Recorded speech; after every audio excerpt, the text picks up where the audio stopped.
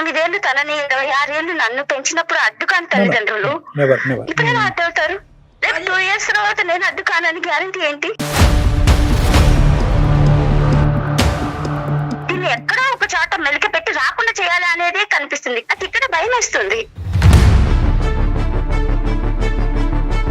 పిచ్చి మొఖాలారా, అతను మిమ్మల్ని వద్దని అంటున్నాడని వాళ్ళకి చెప్పలేక వాళ్ళ ఆనందాన్ని చూసి ఆ ఎమోషన్ బయట పెట్టలేక చచ్చిపోతున్నాను డాక్టర్ గారు. నేను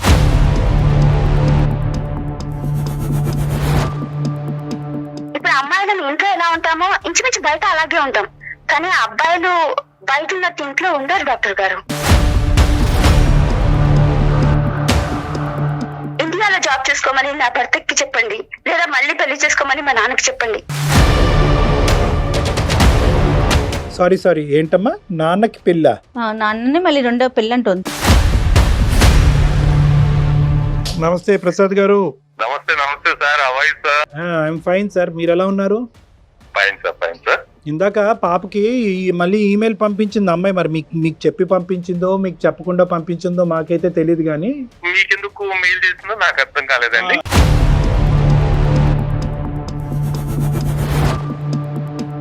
మా నాన్నకు ఒక పెళ్లి కూతురుని చూడండి, నాకు ఒక ఏంటండి? అదే మేము కూడా అలా 3 సార్లు ఏంటండి అని అన్నాం అమ్మాయిని. నమస్తే కళ్యాణ్ గారు. నమస్తే జయ గారు. కళ్యాణ్ గారు, ఈ రోజు ఒక కేసు ఏంటంటే, గతంలో మనం మాట్లాడామండి, ఈ ఎపిసోడ్ డిస్కషన్ అయిపోయింది, మన ఇద్దరం మాట్లాడేసాం కూడా. ఒక అమ్మాయి అండి, ఆర్మీలో చేసే ఆయన కూతురు శ్రీవాణి అనేసి, తను హస్బెండ్ దగ్గరికి వెళ్ళను, నాకు మన దేశంలోనే అబ్బాయి అన్ఎక్స్పెక్టెడ్ గా US కి వెళ్లాల్సి వచ్చింది, జాబ్ లో ఉన్నాడు, ఈ అమ్మాయిని వెళ్ళమన్నా కూడా తను వెళ్ళను ససేమిరా అనింది కదా, తను మళ్ళీ మెయిల్ చేసిందండి. సో తాను వెళ్ళటానికి సిద్ధపడింది. అమెరికా నుంచి మెయిల్ చేసింది, ఇక్కడ నుంచే చేసిందండి. నేను వెళ్ళబోతున్నాను, కానీ ఇక్కడ ఇంకొక ట్విస్ట్ ఉంది, సో ఖచ్చితంగా మళ్ళీ నేను మాట్లాడాలి అనేసి. మొత్తానికైతే వెళ్ళలేదండి, బట్ సిద్ధపడింది. అంతటికి సంతోషం అనిపించింది నాకు. మెయిల్ పెట్టింది, ఒకసారి కాల్ చేసేద్దామండి. This makes it more interesting. అవును, but a bit more worrying also. ఏంటి అవుతుందంటే జయ గారు, ఇలాంటి పరిస్థితుల్లో మరీ ఎక్కువ మనం సముదాయించలేము, ఇంకా మరీ ఎక్కువ అమ్మ వెళ్ళాలమ్మా, తప్పదమ్మా, నువ్వు వెళ్ళకపోతే ఎలా అమ్మా అంటే కనుక వెళ్ళి 10 రోజులు నుండి మళ్ళీ వెనక్కి వచ్చేస్తాం. అవును, చాలా సందర్భాల్లో ఇదే మనం చూస్తూ ఉంటాం. పేరెంట్స్ వచ్చి ఆడపిల్లని కూర్చోబెడతారు. హలో శ్రీవాణి గారండి? అవును మేడం. నేను జయానండి, అందమైన జీవితం ప్రోగ్రామ్ నుంచి కాల్ చేస్తున్నాను. హాయ్ అండి. హాయ్, ఎలా ఉన్నారు? బాగున్నాను మేడం.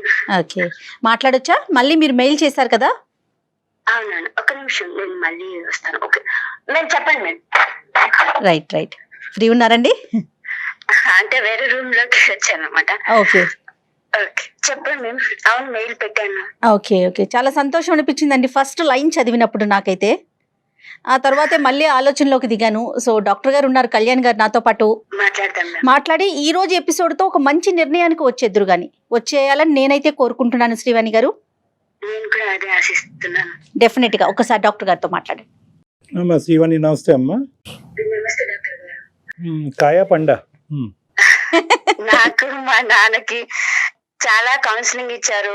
మీ ఇంటి అమ్మాయి లాగా ఎంతో కేర్ తీసుకున్నారు సార్. కానీ తర్వాత నేను మాట్లాడిన మాటలు ఉంటాయి కదా మా హస్బెండ్ తో, వాటిలో నాకు మళ్ళీ కొన్ని అబ్జెక్షన్స్ పెట్టారనమాట తను. నేను కూడా చాలా వాటికి రాజీ పడ్డాను. అన్ని ఇంతమందిని బాధ పెట్టడం ఇష్టం లేక అన్నిటికీ ఓకే చెప్పాను. ఒక్క నిమిషం అమ్మా. నాన్నగారు మిలిటరీలో పనిచేసేవారు కదా? అవును సార్. తర్వాత నీ అమ్మ చిన్నప్పుడే చనిపోయింది. అవును, నాన్న నువ్వు ఉంటున్నారు, నీకు పెళ్లి సంబంధం వచ్చింది. మీ వారు స్టార్టింగ్ లో ఏంటంటే ఇండియాలోనే ఉంటాను అనేటటువంటి ఉద్దేశం నీకు కల్పించారు. అతను కూడా ఇక్కడే ఉంటారు, దగ్గరుండి నువ్వు తండ్రి గారిని కూడా చూసుకోవచ్చు అనే నమ్మకంతో ఉన్నావు. ఈ లోపల అతనికి జాబ్ ఆపర్చునిటీ అబ్రాడ్ లో వచ్చింది, అతను అక్కడికి వెళ్ళిపోయాడు. తర్వాత నేను రమ్మన్నాడు, కానీ అలా వెళ్ళటం నీకు ఇష్టం లేదు, ఎందుకంటే నీకు ఇక్కడ సంఘ సేవా కార్యక్రమాలు ఉన్నాయి, తర్వాత నాన్నగారిని చూసుకోవాలనే బాధ్యత ఉంది. ఇంతేనమ్మా? Correct me if I'm wrong. అవును సార్. మొత్తం ప్యాకేజ్ అంతా రెడీ చేసుకునే క్రమంలో నేను ఈ మధ్య రోజు మాట్లాడుతున్నాను అనమాట. మీ హస్బెండ్ తో అండి? అవును, మాట్లాడుతున్నాను. అంటే అక్కడికి వెళ్ళాలి కదా, వాటి గురించి మాట్లాడుతూ ఉన్నాను. సో తను కూడా నాకు చాలా అబ్జెక్షన్స్ పెట్టారు, బట్ నాకేమి ఇబ్బంది అనిపించలేదు, ఎందుకంటే తప్పదు కాబట్టి. అందులో ఒక మాట మాత్రం నాకు చాలా బాధేసింది. మా నాన్నగారికి తెలియదు ఈ విషయం, కాకపోతే నాకు ఎలా చెప్పాలో కూడా అర్థం అవ్వట్లేదు. సో నేను చాలా కన్ఫ్యూజన్ లో ఉన్నాను. ఈ రోజు నేను మిమ్మల్ని చాలా క్వశ్చన్స్ అడగాలి అండ్ నాకు కొంచెం సొల్యూషన్ కావాలి ఈ రోజు ఖచ్చితంగా. ష్యూర్ అండి, చెప్పండి. అదే నువ్వు ఒక్కదానివి వచ్చే మీ నాన్న అసలు ఎట్టి పరిస్థితుల్లో అవసరం లేదా అనేలాగా మాట్లాడుతున్నారు. తను చాలా బాధ అనిపించింది. కనీసం కొన్ని రోజుల తర్వాత అయినా మీ నాన్నని ఇన్వైట్ చేసుకుందామంటే నాకు ఇంత బాధ అనిపించేది కాదేమో. బట్ ఆయన అసలు మీ నాన్న వద్దు అని మాట్లాడుతున్నారు. ఆ మాట నేను తట్టుకోలేకపోతున్నాను. అంటే మన మధ్య ఆయన ఎందుకు అడ్డు, అసలు ఈ పెద్దల అవసరమా మన మధ్య అనే టైప్ లో మాట్లాడుతున్నారు. నా మనసు యాక్సెప్ట్ చేయట్లేదు డాక్టర్ గారు. సరే, వద్దు అంటే అతని ఉద్దేశం ఏంటమ్మా? ఇప్పుడు వద్దనా, తర్వాత కావాలనా, అసలు నానే యొక్క ఇదే ఉండకూడదనా, ఏంటి అతని ఉద్దేశం? నాకు అర్థమైన ఉద్దేశం ఏంటంటే మన ఇద్దరమే హ్యాపీగా ఉండాలి, మనకు అసలు ఎవరు వద్దు అనే టైప్ లో ఉంది. అంటే నా మెంటాలిటీకి పూర్తి విరుద్ధం అది. చాలా చాలా సార్, ఇప్పుడు నాకు ఎలా చెప్పాలో కూడా ఆ మాట అంటేనే నాకు వణుకొస్తుంది. ఆయన తల్లిదండ్రులు అడ్డేంటి సార్? 28 ఏళ్ళు తనని, 26 ఏళ్ళు నన్ను పెంచినప్పుడు అడ్డు కాని తల్లిదండ్రులు ఇప్పుడు ఎలా అడ్డవుతారు? రేపు 2 years తర్వాత నేను అడ్డు కానని గ్యారంటీ ఏంటి?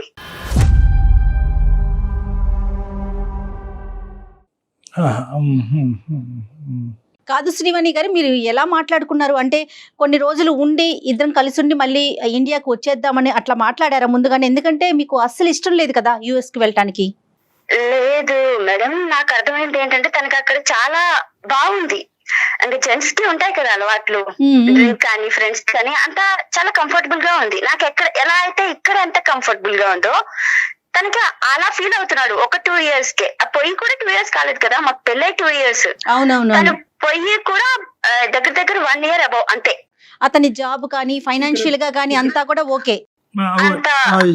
అంటే తను ఫీల్ అవుతున్నాడు అలాగా, కానీ తల్లిదండ్రులకి దూరంగా ఉండి అంత కంఫర్ట్ గా ఎలా ఫీల్ అవుతున్నాడు అనేది నాకు అర్థం కాలేదు. ఇక్కడ ఏంటంటే we're only looking at one side of the coin. నానానికి ఒక సైడే మనం చూస్తున్నాం. ఆ అబ్బాయి క్లియర్ కట్గా ఇప్పుడు కాంటెక్స్చువల్గా మీరు మాట్లాడితే కనుక ఆ అబ్బాయి తల్లిదండ్రులు ఎవరండి అవసరం లేదని అంటున్నాడు, మన ఇద్దరి మధ్యన వాళ్ళు ఎందుకు అని అంటున్నారు అనేది మనకేంటంటే కాంటెక్స్ట్ ఆఫ్ ద సిచ్యువేషన్. ఎందుకంటే 9 out of 10 కేసెస్లో భార్యాభర్తలు కొత్తగా పెళ్ళైనప్పుడు మీ తల్లిదండ్రుల యొక్క ప్రమేయం ఇప్పుడు వద్దు, మా తల్లిదండ్రుల ప్రమేయం కూడా ఇప్పుడు వద్దు. ఎందుకంటే మన ఇద్దరం అనుకుంటే ఒక ప్రైవేట్ లైఫ్ అనేటటువంటిది చూద్దాము.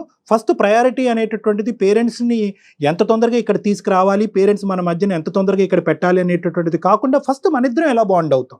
సహజంగా అలాగే ఆలోచిస్తారు డాక్టర్ గారు. కొత్తగా మ్యారేజ్ అయినటువంటి వాళ్ళు కొత్తగా అది న్యాచురల్ అన్నంత మాత్రాన ఇప్పుడు నేను ఇందాక అంటున్నాను, ఆ అబ్బాయి వర్జన్ మనం ఇక్కడ పూర్తిగా వినలేదు. పూర్తిగా విన్నప్పుడు మీరు ఏంటంటే మీరు చెప్పే విధానం ఎలా ఉంది అంటే అసలు వద్దండి తల్లిదండ్రులు వద్దు అనేటటువంటి విధంగా నిజంగా అలాగే అన్నాడా, లేదంటే ఇప్పుడు అప్పుడే వద్దు అని అన్నాడా? ఫస్ట్ మనిద్దరం అసలు ప్రైవేట్ లైఫ్ అనేది చూడలేదు, ఒక ఏకాంతమైనటువంటి జీవితం మన ఇద్దరం కలిసి గడపలేదు, మన అనుభవాలు అనేటటువంటి తీపి గుర్తులు అనేటటువంటి మనకు ఎప్పుడు లేవు, ఈ ఒడ్డును నేను ఆ ఒడ్డును నువ్వు ఉన్నావు కాబట్టి కొంతకాలం మనం ప్రయాణం చేసిన తర్వాత తల్లిదండ్రుల యొక్క జోక్యం కానీ వాళ్ళ ఇన్వాల్వ్మెంట్ కానీ చూద్దాం అనే విధంగా చెప్పాడు. చాలా జాగ్రత్తగా మాట్లాడవలసినటువంటి అంశాలు అమ్మేవి. అవును సార్, కేవలం ఒక 1-2 years మన ఇద్దరం హ్యాపీగా ఉందామంటే నేను కూడా మీకు మెయిల్ పెట్టను. కానీ తను ఎలా మాట్లాడారంటే ఇంకా అవసరం లేదు, నేనున్నాను కదా మీకు చాలా అనే టైప్ లోనే అన్నారు. కానీ నా వల్ల కాదు డాక్టర్ గారు. మీ వల్లే కాదమ్మా, ఏ ఆడపిల్ల వల్ల కాదు. ఇప్పుడు పుట్టిల్లు వదిలి అత్తింటికి రమ్మంటే కనుక పుట్టింటితో బంధాలు తెంచుకోమనో లేదంటే పుట్టింటి వాళ్ళని ఎవరు అని అడగమనో కాదు. ఈ ఒక్క సబ్జెక్టు అంటే తండ్రిని తీసుకొచ్చేటటువంటి సబ్జెక్ట్ కాకుండానే మిగతా అన్ని ఇష్యూస్లో మీరిద్దరు ఫ్రీ అండ్ ఫెయిర్గానే మాట్లాడుకున్నారమ్మా, without any differences or conflicts. అంటే చాలా వాటికి నేను రాజీ పడిపోయాను సార్. నా సామాజిక సేవ, ఎన్జిఓ ఆర్గనైజేషన్స్ ఇవన్నీ వదిలి నేను అక్కడికి వెళ్ళాలి అనేటటువంటిది ఒక కీలకమైనటువంటి అంశంగా లాస్ట్ టైం మనం మాట్లాడుకున్నాం. బంధువులు ఇవన్నీ కూడా అప్పచెప్పేశాను సార్, అవి కూడా నా ఫ్రెండ్స్ కి అప్పచెప్పేశాను ఒక 2 years వరకు. కానీ అంతా నేను ఇన్ని రాజీ పడ్డప్పుడు తను అంటే తన మాటలు ఎలా ఉన్నాయంటే డాక్టర్ గారు అన్నిటికీ రాజీ పడుతుంది, నాకు నచ్చట్లేదు, దీన్ని ఎక్కడో ఒక చోట మెలిక పెట్టి రాకుండా చేయాలి అనేదే కనిపిస్తుంది. కానీ నేను ఈ విషయం పేరెంట్స్ కి చెప్పలేను.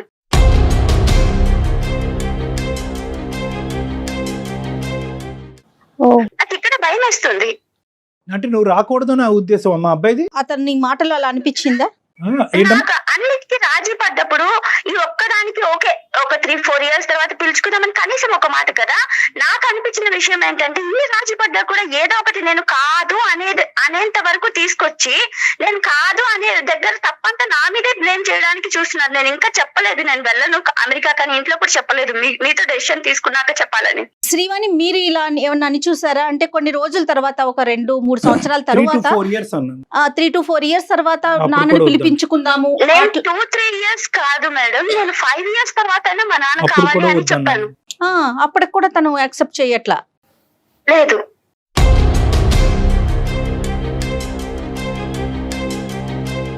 అమ్మా ఇప్పుడు అదే ఇక్కడ ఏంటంటే కొద్దిగా అటు సైడ్ మనం వినకుండా మాట్లాడలేకపోతున్నాం ఎందుకు అనే మాట అడిగేవమ్మా. మరి మీ పేరెంట్స్, మీ ఫాదర్ రాకూడదు అంటే కనుక వాళ్ళ పేరెంట్స్ రాకుండా ఉంటారా? మరి అది ఓకేనా?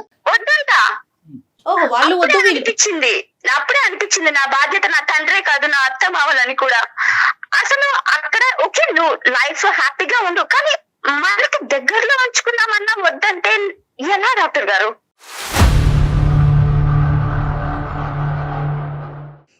అంటే అతని ఫ్యామిలీ మెంబర్స్ తో అతనికి అంత బాండింగ్ లేదమ్మా ఇంతకు ముందు. అంటే మీరు ఇక్కడ ఇండియాలో ఉన్నప్పుడు చూసినప్పుడు వాళ్ళ పేరెంట్స్ తో అతను ఎలా ఉండేవాడు?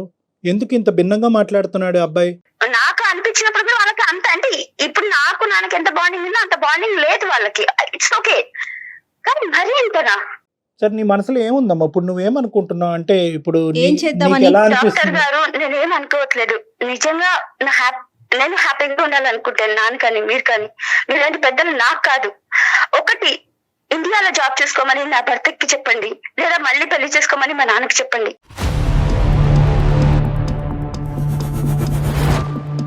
సారీ ఏంటమ్మా? నాన్నకి పెళ్ళా?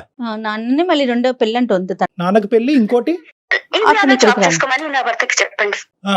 మీ ఇండియాలో జాబ్ చేసుకోవటానికి ఆ అబ్బాయి అంగీకరించకే కదమ్మా అన్ని సతవిధాలుగా ప్రయత్నాలు చేసి నాకు మీరు కౌన్సిలింగ్ ఇచ్చినట్టుగా తనకిస్తే వస్తారేమో అని ఒక ఆశ. సరే, ట్రై చేద్దామా, అంత కాదు. కానీ ఇక్కడ ఏంటంటే ఇక్కడ మోస్ట్ ఇంపార్టెంట్ థింగ్ ఏంటంటేనమ్మా, ఆ అబ్బాయి చాలా కండిషనల్ గా అనిపిస్తున్నాడు నాకు. అంటే ఏంటంటే everything has to be worked on his conditions. అతను పెట్టేటటువంటి నియమ నిబంధనల మీదే మొత్తం అంతా ముందుకెళ్లాలనేటటువంటి వ్యక్తిత్వంగా అబ్బాయి కనిపిస్తుంది. నువ్వు సామాజిక సేవ కాంప్రమైజ్ అయ్యినందుకు పెద్ద అతని సైడ్ నుంచి ఎప్రిసియేషన్ అనేది లేదు. మీ బంధుమిత్రులను అందరినీ వదిలేసి అక్కడికి వచ్చినందుకు అంత ఎప్రిసియేషన్ కనిపించట్లేదు. ఇంతకు ముందు నేను ఇక్కడే ఉంటాననే మనిషి ఇప్పుడు అమెరికాలో టెస్ట్ వేసినందుకు అయ్యో నేను ముందు వేసినటువంటి ప్రామిస్కి విరుద్ధంగా నిన్ను ఇక్కడ రప్పించుకుంటున్నాను, నేను అక్కడ ఉండకుండా అనే దానికి ఒక అండర్స్టాండింగ్ లేదు. సో మీ పేరెంట్ వస్తాను అంటే కనుక 2-3 సంవత్సరాలు కాదే, ఎల్లకాలం అతను రాకూడదు, వాళ్ళు అక్కడే ఉండాలి, నా పేరెంట్స్ దూరంగా ఉంటారు, అతని పేరెంట్స్. సో ఇటువంటి వ్యక్తిత్వాలు యూజువల్గా ఏంటంటే కండిషన్స్ మీద వర్క్ చేసేటటువంటి వ్యక్తులమ్మ. అంటే వాళ్ళని ఎటువంటి పర్సనాలిటీ అంటారు అనేటటువంటిది ఆ అబ్బాయిని నేను చూడకుండా అబ్బాయితో మాట్లాడకుండా నేను చెప్పలేను, కానీ is all based on strict and stringent conditions. ఎంతవరకు ఒక డాక్టర్ అనేటటువంటి యూజువల్గా వీళ్ళకి ఒక ఈగో ఉంటుంది, ఒక అహంకారం ఉంటుంది, ఒక భిన్నమైనటువంటి ఆలోచన శైలి ఉంటుంది. వాళ్ళ మాట వాళ్ళే వింటారు కానీ వేరే వాళ్ళ మాట వాళ్ళు వినేటటువంటి ఉద్దేశం ఉండరు. అటువంటి వ్యక్తులకి యూజువల్గా కౌన్సిలింగ్ చేసి ఈరోజు ఒక మెట్టు దిగిపోండి. ఆ అబ్బాయి ఏంటంటే ఇప్పుడు చాలా వరకు ఆ అమెరికా వాతావరణాన్ని కానీ అక్కడ ఉద్యోగం చేసేటటువంటి అంశాలకి బాగా ఎడిక్ట్ అయి ఉన్నాడు, బాగా బాండ్ అయి ఉన్నాడు, లోతుగా దిగిపోయాడు. కాబట్టి ఇప్పుడు అతనికి ఒక ఈగో ఇంకో లెవెల్కి ఎలివేట్ అయ్యి ఉంది. కాబట్టి ఈరోజు నీ గురించి ఇన్ని మెట్లు దిగిపో అని చెప్పడానికి నేను చెప్పడానికి ఒక ప్రయత్నం చేసినా కానీ అతని సైడ్ నుంచి ఎంతవరకు అంగీకరణ ఉంటుంది అనేటటువంటిది నాకు చాలా అంటే చాలా డౌట్ఫుల్గా ఉంది. నెంబర్ 1. నెంబర్ టూ, నాన్నగారికి మళ్ళీ పెళ్ళి అనే అంశం గురించి తర్వాత వద్దాము, ఎందుకంటే దాని గురించి ఏం మాట్లాడాలనేది నాకు అర్థం కాలేదు, ఒకసారి కంగుతున్నా. ఈ ఇష్యూ అతను ఇక్కడికి వస్తే కనుక అసలు ఏ సమస్య లేదు, నువ్వు మీ ఫాదర్ దగ్గర ఉండొచ్చు, నీ భర్త దగ్గర ఉండొచ్చు, లేదంటే కాలం కలిసి వస్తే అందరూ కలిసి ఉండొచ్చు. ఈ రెండో అంశం ఏంటంటే నిజంగా నీ భర్త ఇక్కడి వరకు రావాలి అంటే కనుక అసలు మీ ఇద్దరి మధ్యన ఏ స్థాయి బాండ్ ఉంది అనేటటువంటిది ఈ 2 కాన్వర్జేషన్స్లో మేము డిసైడ్ అవ్వలేకపోయాం. ఏ స్థాయి బాండ్ ఉంది? అమెరికాలోని ఇక్కడ ఉన్నంతసేపు 8 నెలల వ్యవధి గ్యాప్ ఉందండి. అందులో ఏంటంటే అతను రా అంటాం, నేను రాను అంటాం. సో ఈ డిస్కషన్లో సరిపోయింది. కాబట్టి మాటామంతి కూడా మెసేజింగ్ కూడా లేకుండా పోయింది, ఇద్దరి మధ్యన డిస్టెన్స్ పెరిగింది. ఏదో లాస్ట్ కాల్లో నా పుణ్యమా అంటూ మళ్ళీ ఇద్దరు కాన్వర్జేషన్ మొదలు పెట్టారు. అసలు క్వాలిటీ ఆఫ్ ఇమోషనల్ బాండ్ మీ ఇద్దరి మధ్యన మానసిక పరమైనటువంటి బంధం ఏ స్థాయి వరకు ఉంది అనేటటువంటిది నాకు అర్థం అవుతే అప్పుడు బాబు ఇంత ఇదిగా ప్రేమించేటటువంటి నీ భార్య గురించి అమెరికా నుంచి తిరిగి రా బాబు అని నేను అడగచ్చు.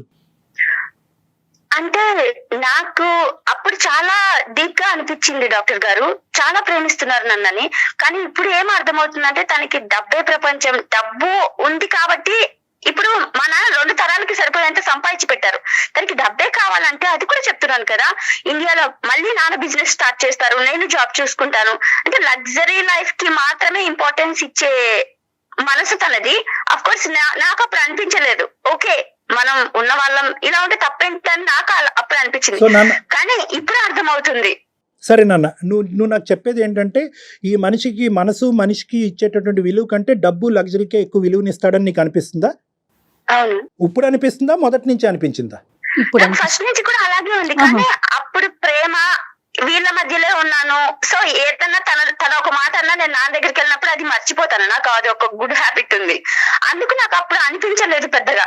కానీ ఇప్పుడు అలాంటి మనిషిని నమ్ముకొని పెద్దవాళ్ళు మనకు అర్థము, వాళ్ళు మనకేంటి, మన మధ్య ఎందుకు అనుకునే అతన్ని నమ్ముకొని నేను ఇన్ని సముద్రాలు దాటి ఇంత దూరం ఎలా వెళ్ళగలను? వాళ్ళ పేరెంట్స్ ఏమంటారమ్మా, మీ ఇన్లాస్ ఏమంటారు? సార్ చెప్తే ఎలా ఉంటుందో తెలియదు, కానీ వాళ్ళు కూడా పసిపిల్లల్లాగా మీరు వెళ్ళిన సంవత్సరానికే మేము వస్తాము, అక్కడ అది చూడాలి ఇక్కడ ఇది చూడాలి అంటుంటే పిచ్చి మొఖాలారా అతను మిమ్మల్ని వద్దని అంటున్నాడని వాళ్ళకి చెప్పలేక వాళ్ళ ఆనందాన్ని చూసి ఆ ఎమోషన్ బయట పెట్టలేక చచ్చిపోతున్నాను డాక్టర్ గారు నేను.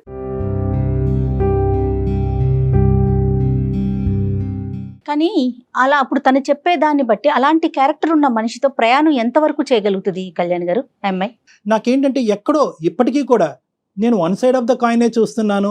ఈ అబ్బాయికి సంబంధించినటువంటి వర్జను ఇంకోళ్ళు ఎవరూ చెప్పలేరు. అటువైపు తల్లిదండ్రులు కూడా మా అబ్బాయి గ్రేట్ అనేటటువంటి ఉద్దేశంతోనే వాళ్ళు ఉన్నారని అంటున్నావు. మీ తండ్రి గారు కూడా మీ వాళ్ళ అల్లుడి గురించి ఏమీ చెడుగా మాట్లాడలేదు, అభ్యంతరకరంగా లాస్ట్ టైం మాట్లాడలేదు. మరి ఈరోజు ఏమైనా మాట్లాడతారేమో అని వినాలి. ఎటొచ్చి ఏంటంటే నీ వర్జన్ ఒకటే నేను వింటున్నాను కాబట్టి ఇక్కడ ఏదన్నా ఒక ఇమ్మెచ్యూరిటీ ఉందేమో, ఏమన్నా ఒక చిన్నపాటి ఒక డిఫరెన్స్ ఉందేమో మీ ఇద్దరి మధ్యన, అంత స్థాయి డిఫరెన్స్. చాలా చాలా ఫిల్టర్ చేసి అన్ని రకాలుగా ఆలోచించి మీకు మెసేజ్ పెట్టాను నేను. అంటే ఇప్పుడు అమ్మాయిలను ఇంట్లో ఎలా ఉంటామో ఇంచుమించు బయట అలాగే ఉంటాం, కానీ అబ్బాయిలు బయట ఉన్నట్టు ఇంట్లో ఉండరు డాక్టర్ గారు. అదే జరుగుతుంది మా అత్త విషయంలో. వాళ్ళకి నేను చెప్పలేను కదా, మీ అబ్బాయి మా నాన్నని కానీ మిమ్మల్ని కానీ మా మధ్య వద్దు అంటున్నారని నేను చెప్పలేను కదా. వాళ్ళు ఇప్పటికీ నేను వెళ్ళిన సంవత్సరానికి వచ్చి అక్కడ మాతో పాటు ఎంజాయ్ చేయాలని వాళ్ళు కనే కళలు చూస్తుంటే మమ్మల్ని అందరినీ కూడా ఆశ్చర్యపరిచేటటువంటి ఒక అంశం, తండ్రికి మళ్ళీ పెళ్ళేంటి? తప్పదు డాక్టర్ గారు. ఒకవేళ నిజంగా వీళ్ళందరూ నేను అక్కడికి వెళ్ళి ఆనందంగా ఉంటానంటే మా నాన్న బాధ్యతలు నేను ఇంకొకరికి అప్పచెప్పే వెళ్ళాలి. అది పని మనిషి ఆయాలు వీళ్ళకి కాదు, తన లైఫ్ లో తన భార్య స్థానానికి అప్పచెప్పాలి. నాకు తల్లి లేదు, కానీ నా తల్లిని ఏర్పాటు చేసుకొని నేను అమెరికా వెళ్తాను.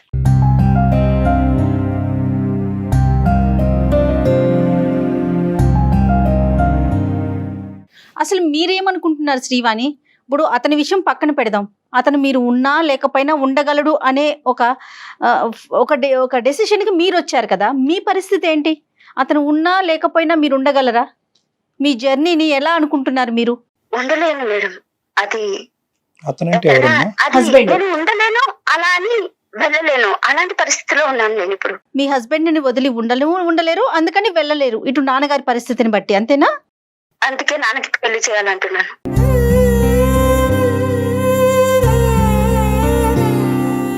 మాట్లాడారా నాన్నగారితో? చెప్పలేదు. అంతకు ముందు చూచాయిగా 2 సార్లు అన్నాను, కానీ ఆయన నవ్వి వదిలేశారు. బట్ ఇది సీరియస్ అవ్వాలి కదమ్మా. నాన్నగారికి అమ్మ ఒక్క నిమిషం తప్పుగా భావించొద్దమ్మా. నీ ఆలోచన శైలిని నేను అప్రిషియేట్ చేస్తున్నాను. తండ్రికి నీకు తండ్రి మీద ఉండేటటువంటి ప్రేమను నేను హ్యాట్స్ ఆఫ్ చెప్తున్నాను, సెల్యూట్ కొడుతున్నాను.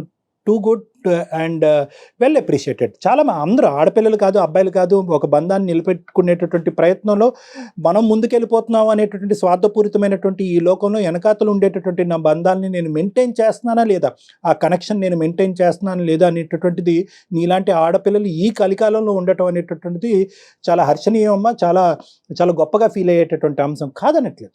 కానీ బట్ నేను మళ్ళీ ఈ చాదస్తపు డాక్టర్ అని మీరు అనుకోండి, కానీ నేనేమంటానంటే నాన్న పెళ్లి చేసుకుంటేనే నా పెళ్లిని కాపాడుకుంటాను అనేటటువంటి ఈ 2 బంధాలకి ఒక ముడి పెట్టడం అనేది ఎంతవరకు ప్రాక్టికల్?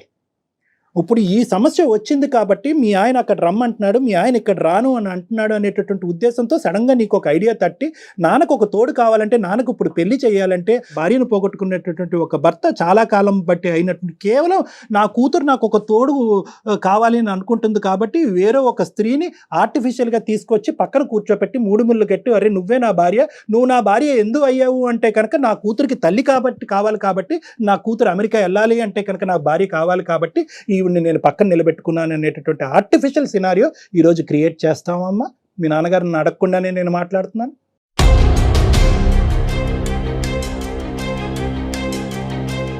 డాక్టర్ గారు ఏమంటున్నారంటే, ఎప్పుడైతే మీ అమ్మగారు చనిపోయారో కొన్ని రోజుల తర్వాత నుంచి మీరు అట్లీస్ట్ నాన్నగారు ఒక్కరే ఉంటున్నారు, ఆయనకు ఒక తోడు కావాలని ఆలోచించినట్లయితే ఆ పరిస్థితి వేరు. కానీ ఇప్పుడు మీరు అమెరికా వెళ్ళాల్సిన పరిస్థితి వచ్చినప్పుడు ఆయన దగ్గరికి ఇంకొక వ్యక్తిని తీసుకురావటం అనేది అది ఎంతవరకు అది ఆర్టిఫిషియల్గా అనిపిస్తుంది కదా, ఆయన ఎలా రిసీవ్ చేసుకుంటారు అనేది డాక్టర్ గారి ప్రశ్న.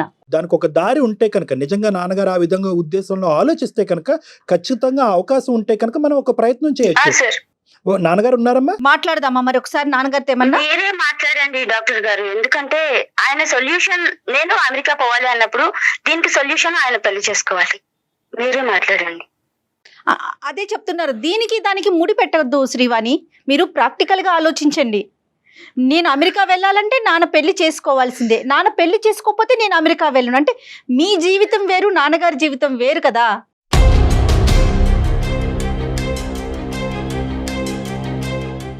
మేడం, డాక్టర్ కన్నా మీరు బాగా అర్థం చేసుకోగలరు. నాన్నకి పొద్దున కాఫీ నుంచి రాత్రి నిద్ర టాబ్లెట్ వరకు నేనే ఇవ్వాలి. నేను అక్కడికి వెళ్ళి ఈ టైంకి టాబ్లెట్ వేసుకున్నాడో లేదో, ఈ టైంకి తిన్నాడో లేదో అనుకోవడం కన్నా ఒకరికి అప్పచెప్పిపోయానన్న తృప్తి చాలు కదా. ఒకప్పుడు ఒంటరిగా ఒక తండ్రి ఉంటే కనుక, చిన్న వయసులోనే భార్యను పోగొట్టుకున్నటువంటి ఒక మగాడు ఉంటే కనుక, అందరు కూతుర్లు చాలా వరకు ఇలాగే ఆలోచిస్తారమ్మా. ఆలోచించరా అని చెప్పి ఆలోచించేటటువంటి అందరు ఆడపిల్లలు వాళ్ళ జీవితాన్ని వదిలేసి, వాళ్ళ పెళ్ళిళ్ళని వదిలేసి తండ్రి పక్కనే కూర్చుంటున్నారా? నేనేమంటానంటే, దేనికి అది మనం జస్టిఫై చేయాలి.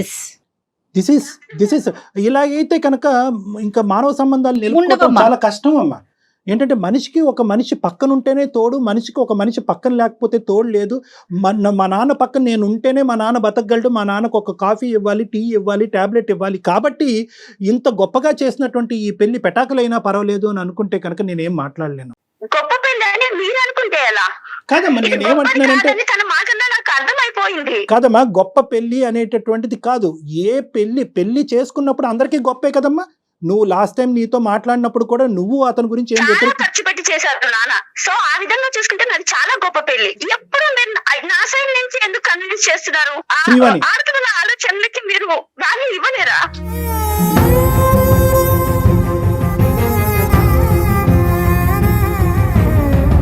లేదమ్మా అలా అనుకోకమ్మా. ఆడపిల్ల మగపిల్లడు అని అనుకోకు. నేను పెళ్లికి ఇంపార్టెన్స్ ఇస్తున్నాను. ఎందుకంటే కనుక ఈ రోజు క్రాస్ సెక్షనల్ గా మనం ఇలా చూసుకుని మాట్లాడుకునేటటువంటి ఈ మాట రేపొద్దున ఎల్లుండ ఒక 20, 30, 40 సంవత్సరాల తర్వాత కూడా నీకు నేను చెప్పేటటువంటి డెసిషన్ మంచిగా అనిపించాలి. అసలు ఆయన అభిప్రాయం తెలుసుకుందాం. ఒక్కసారి నాన్నగారిని కనెక్ట్ చేస్తారా శ్రీవాణి? ఒక్క నిమిషం. ఓకే. అంటే ఆ అమ్మాయి ఒక బాక్స్ లో ఆలోచిస్తుంది మేడం. అంటే ఏంటంటే అంతా కూడా తన తండ్రి చుట్టూనే ఆలోచిస్తుంది. తండ్రి జీవితం, తండ్రి భవిష్యత్తు ఇంతే ఆలోచిస్తుంది. కానీ 10 సంవత్సరాల తర్వాత కానీ, 20 సంవత్సరాల తర్వాత కానీ, లేదంటే 30 సంవత్సరాల తర్వాత కానీ తండ్రి లేకుండా నా పరిస్థితి ఏంటి అని ఆలోచించే పిల్లలతో పాటు తల్లిదండ్రులు ఉండరు, తల్లిదండ్రులతో పాటు పిల్లలు ఉండలేరు కదా. అమ్మాయి ఏంటంటే ఇప్పుడు చాలా ఫిక్స్ అయ్యిందమ్మా. ఏంటంటే కనుక ఈ అబ్బాయితో మాట్లాడాను, ఈ అబ్బాయి ఇలా వద్దన్నాడు, ఈ అబ్బాయి నాకు కరెక్ట్ కాదు. ఇప్పుడు దీనికి ఏదో అప్పుడు అలాంటప్పుడు అతను ఏం చెప్పినా కూడా ఈ అమ్మాయికి వాళ్ళ ఫాదర్ దగ్గరికి వచ్చి ఆగిపోతుంది పాపం. దయచేసి లైన్ లో వేచి ఉండండి. ఆప్కా కాల్ హోల్డ్. హలో హలో, నమస్తే అండి ప్రసాద్ గారు. నమస్తే అండి. ప్రసాద్ గారు, నేను జయానండి, అందమైన జీవితం ప్రోగ్రామ్ నుండి. నమస్తే మేడం, ఎలా ఉన్నారు మేడం? బాగున్నానండి, మీరు ఎలా ఉన్నారు? Fine madam. నాతో పాటు కళ్యాణ్ గారు ఉన్నారు. నమస్తే ప్రసాద్ గారు. నమస్తే sir, how are you sir? I'm fine sir, మీరు ఎలా ఉన్నారు?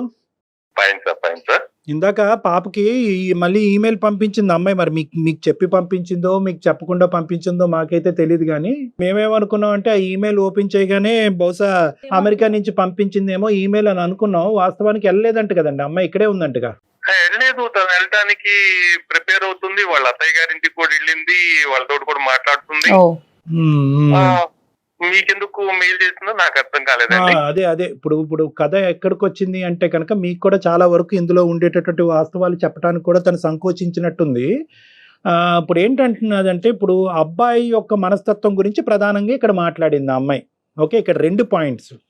ఒక పాయింట్ ఏంటంటే అంటే మీకు కూడా చెప్పలేకపోయింది, బహుశా మా ద్వారా చెప్పించేటటువంటి ప్రయత్నం తను చేస్తుంది. ఇక్కడ 2 అంశాలు తను చెప్పింది. ఒకటి ఏంటంటే తను పూర్తిగా మీరు అన్నట్టుగా రెడీ అయింది, అత్తగారి ఇంటికి వెళ్ళింది, మాట్లాడింది. ఆ అబ్బాయి ఏమంటున్నాడు అంటే కనుక ఇదేం లింకు, ఇలాంటి లింకులు అయితే వర్కౌట్ అవ్వు, వస్తే నువ్వు సింగిల్గా రా, మీ నాన్నతో పాటు రావటం అనేటటువంటిది వద్దు అని అన్నాడంట. ఇప్పుడు కాదయ్యా, 2-3 సంవత్సరాలు 4-5 సంవత్సరాల తర్వాత వస్తాడంటే కనుక I don't care about all those things, అవన్నీ నథింగ్ డూయింగ్, అవేం అవ్వవు, వస్తే నువ్వే రా అనేటటువంటి విధంగా హార్ష్గా మాట్లాడాడంట. పోనీ అలా కాదమ్మా, పోనీ మీ తండ్రి గురించి అతని గురించి ఏమైనా అభిప్రాయం ఉందేమో, వాళ్ళ పేరెంట్స్ని ఏమైనా రమ్మంటానికి అతనికి ఓకే అంటే కనుక వాళ్ళని కూడా వద్దంటున్నాడండి. ఇలా తల్లిదండ్రుల గురించి, పెద్దవాళ్ళ గురించి, బంధాల గురించి నాకు కంప్లీట్గా ఆపోజిట్ అభిప్రాయం ఉండేటటువంటి వ్యక్తితో నేను సేద తీరగలనా, అతనితో పాటు నేను ముందుకు ప్రయాణం చేయగలనా? ఇంత హార్ష్గా ఎలా ఉంటారండి మనుషులు? నేనేమో వచ్చి నా కుటుంబ సభ్యులే కాకుండానే ప్రపంచం అంతా నా కుటుంబం అన్నట్టుగా నేను పగలనక రాత్రనక కష్టపడి అది కూడా త్యాగం చేసి అన్నీ వదిలేసి నేను అమెరికా రావడానికి సిద్ధపడుతుంటే ఇటువంటి వ్యక్తిత్వంతో ఉండేటటువంటి వ్యక్తితో నేను ఎలా ఉండనండి అనేది నెంబర్ 1 పాయింట్. సరే సార్, మీ మాట మీద గౌరవంతో నేను వెళ్తాను, కానీ మా నాన్న పరిస్థితి ఏంటి? మళ్ళీ మొదటికే వచ్చింది మన అమ్మాయి. మా నాన్న పరిస్థితి ఏంటి? మా నాన్నకి ట్యాబ్లెట్ ఎవరు ఇస్తారు, కాఫీ ఎవరు పెడతారు, టీ ఎవరు పెడతారు, మా నాన్నకు ఒంటరిగా నేను ఎలా వదిలేస్తాను అని చెప్పి ఇప్పుడు ఒక కొత్త ట్విస్ట్ చెప్పింది. మాకు అసలు అర్థం కాలేదు. నిజంగా అది హర్షించేటటువంటి అంశమే కాదనట్లేదు, కానీ నిజంగా ప్రాక్టికాలిటీకి చాలా దూరంగా ఉండేటటువంటి ఒక అంశం తీసుకొచ్చి మా నెత్తి మీద పెట్టి మా నోర్లు కట్టేసిన అమ్మాయి. ఏం చెప్పాలో మాకు అర్థం కాక మీకు ఫోన్ చేస్తాం. ఆ అమ్మాయి ఏమంటుందంటే మా నాన్నకి ఒక ఈడు జోడు చూడండి, మా నాన్నకు ఒక పెళ్లి కూతురుని చూడండి, నాకు ఒక అదే మేము కూడా అలా 3 సార్లు ఏంటండి అని అన్నాం అమ్మాయిని. ఏమందంటే మా నాన్నకి మళ్ళీ పెళ్లి చేస్తే, మా నాన్నకు ఒక తోడుని తీసుకొస్తే, మా నాన్నని సేవలు చేసేటటువంటి ఒక స్త్రీని అతని పక్కన నించోబెడితే అప్పుడు నేను ఆ అబ్బాయి చెప్పినట్టుగా అమెరికా వెళ్ళిపోతానని అంటుంది. Oh my God.